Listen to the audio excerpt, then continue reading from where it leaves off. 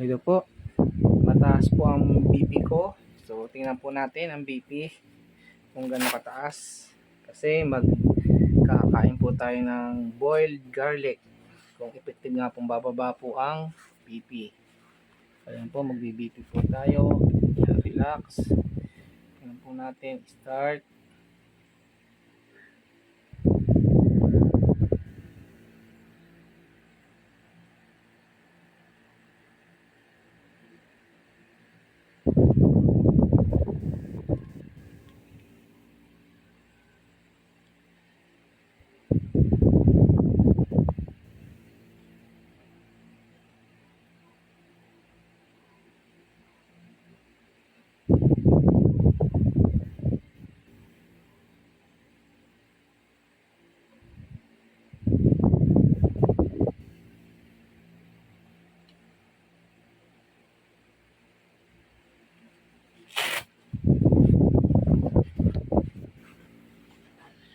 So ang BP po natin ay 152/95. So nakinom na po ako niyan ng amlodipine 5 mg.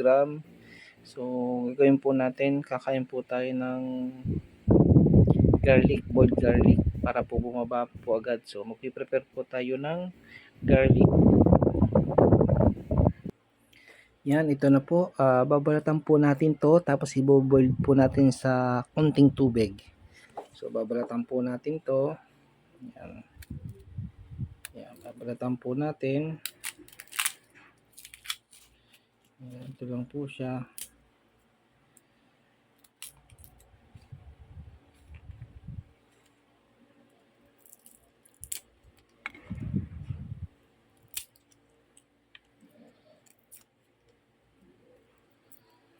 Yan, babalatan po natin kasi boboil po natin siya.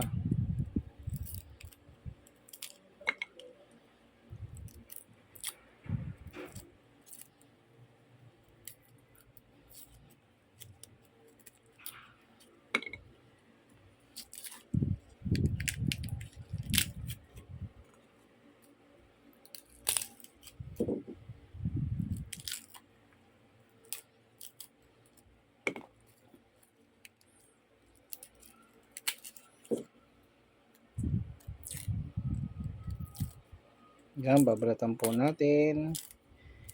Yan, kasi yan, isang ano po to, isang buong garlic. Babalatan po natin. Tapos kakainin po natin. Kasi po pag naluto ito, parang kamote lang po. Hindi po siya mabaho. Wala po siyang amoy. Parang kamote po siyang nilaga. Yan po siya. Babalatan po natin siya lahat.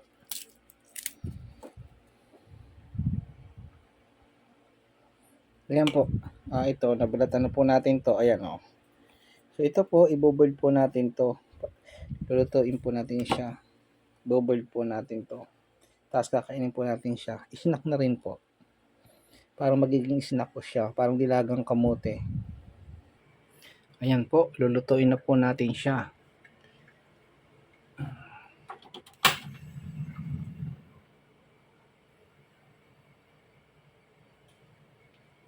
Ayan.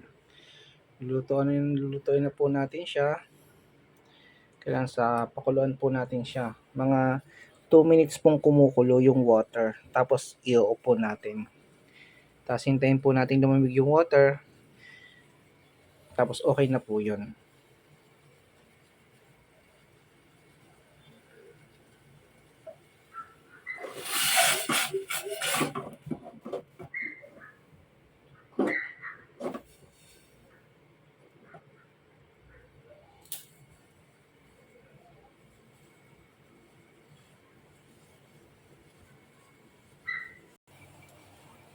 Ayan po, kumukulo na po siya.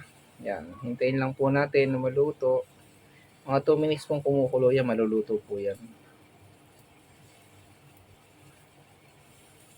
Yung ang luto po niyan, ano siya, crunchy. Yung eksaktong-eksakto po, huwag po yung lutong-luto. Kasi baka po mawala yung bisa. So, eksakto lang po. Mga 2 minutes po siya sa boiling water.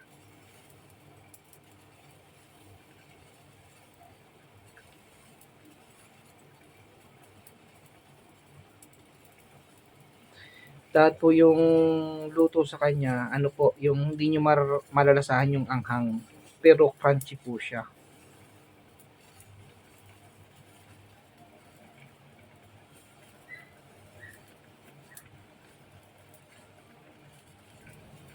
Ayan po, kumukulo ko po siya. So, hintayin po natin.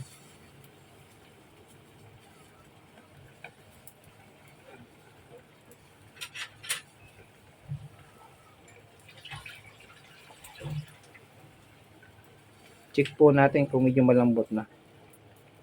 Medyo matigas pa po. Hintayin po natin siya.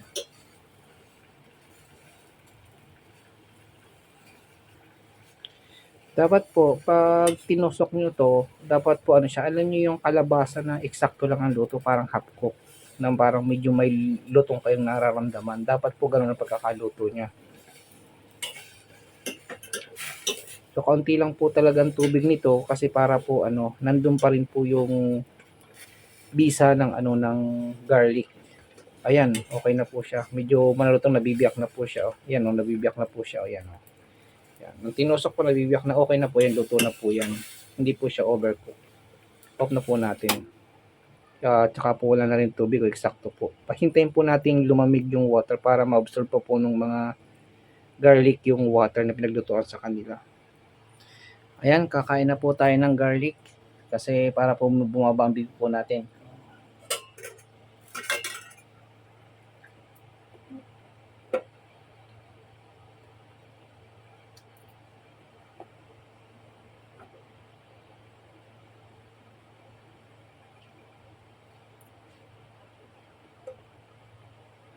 Parang kamuti lang po siya.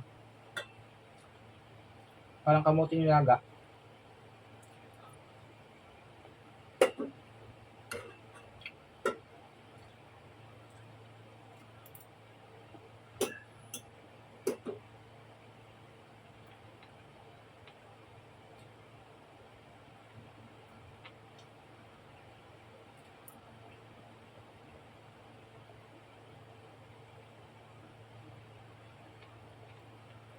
Wala po siyang anghang.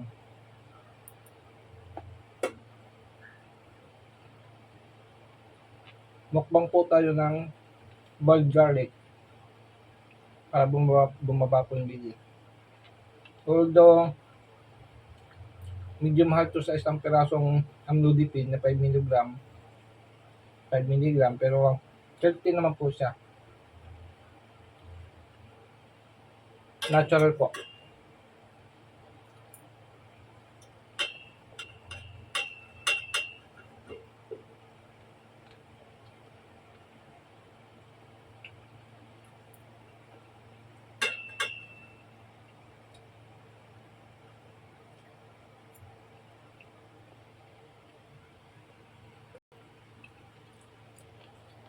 Yan, maubos pa na po natin ng garlic. 2 pieces na lang.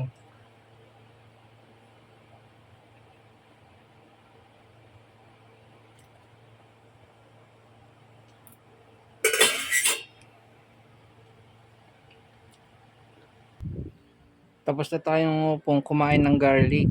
So, maghintay lang po tayo ng mga after 20 minutes. Tingnan po natin kung magiging effective po yung garlic. Kung bababa po agad ng BP. Okay po. Subukan na po natin mag-test uli ng BP kung bumaba na po. Kasi medyo nakapahinga na tayo. At nakakain na po tayo ng garlic. So, subukan po natin mag-BP kung bumaba na po yung BP. Kasi kanina po mataas. Halos 150 plus over 9, almost 100. So, ito po. Magsubok po ulit tayo ng BP kung bumaba na po.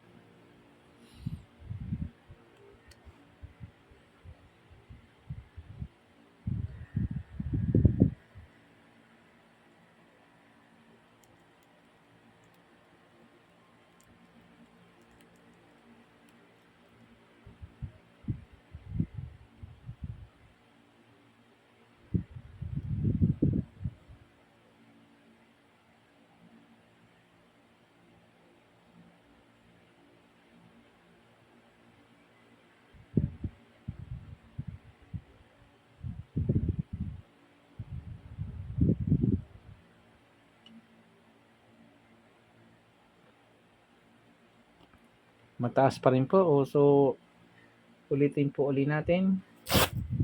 Kasi baka po depende sa pwesto yan. 142/95. Medyo konti pa lang po yung ibinaba.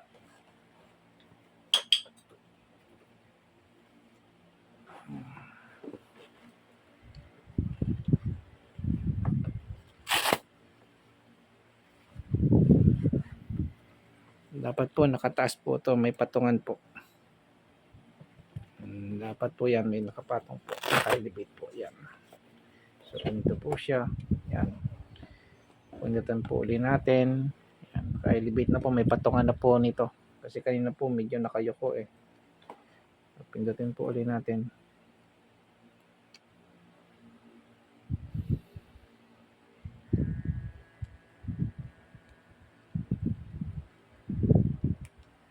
Dapat po relax lang.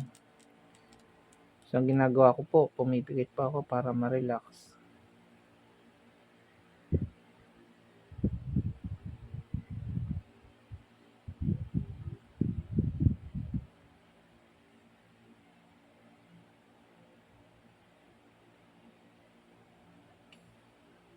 So nag-error po, ulitin po natin kasi nag-error. Ito po, test po ulit natin.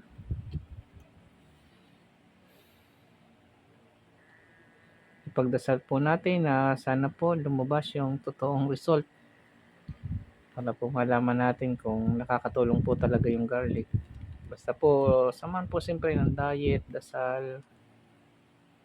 So ito pong vlog na to sana po makatulong. Paki-follow po yung Facebook po para po sa mga iba pa. So magiging post ko po basta yung mga alam ko po makakatulong sa atin. Hindi po siya specialized kung ano-ano. Parang general knowledge po. Ayan po 129/87. So bumaba po siya kanina po 150 plus over na 100. So ganyan po siya. So ulitin po ulit natin yung BP. Kasi kanina po nag-error.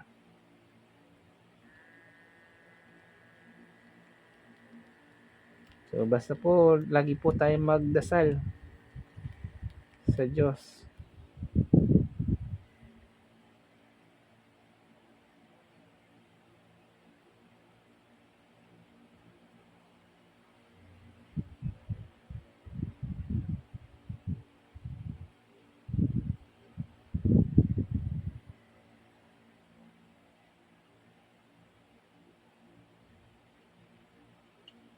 Ayan po, parang almost normal na. Kanina po 150 plus over 95. Ngayon po 118/85. So mabisa po talaga. Sa awa ng Diyos yung garlic po, boiled garlic po. Sana po makatulong po ito. Paki-share na lang po sa iba and paki-like po ng aking pong Facebook. Paki-follow po. Thank you po sa inyo. Salamat po sa mag-share.